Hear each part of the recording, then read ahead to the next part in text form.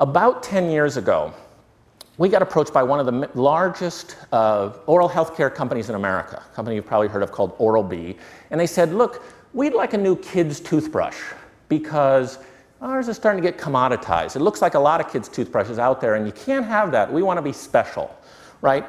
So we say, okay, we'll do this. We want to go out in the field and do some field research. And they're kind of not sure about that. Like, it's not rocket science. We're talking about kids brushing their teeth. How hard could that be, right? They would really like us to stop fooling around and start designing, right? But we want to go through this process, this observation process, because we think almost always you can spot opportunities. And so we go out, and we're on like the first day of observations, and we make a small discovery. The small discovery we make is that every kid's toothbrush in the history of the world has had the same implicit assumption.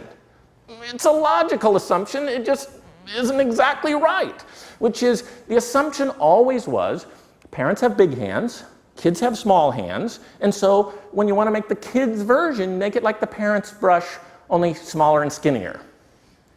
Perfectly logical until you go out in the field, until you actually watch humans, little tiny humans, brushing their teeth. And what you notice right away, you get a 5-year-old boy brushing his teeth, he's not holding his toothbrush in his fingertips the way mom and dad do, he's fisting it. He's holding it like this because he doesn't have the dexterity, he doesn't have the fine motor controls that his parents have, and so he's got to hold it like this. In fact, the other thing he does is he holds the brush too far up very frequently, and so he's punching himself in the face as he's trying to brush his teeth, and we solved that problem too. But the main thing was, came back in the field and said, uh-oh, kids don't need little skinny toothbrushes, kids need big fat toothbrushes, right? Let's make them big fat squishy toothbrushes.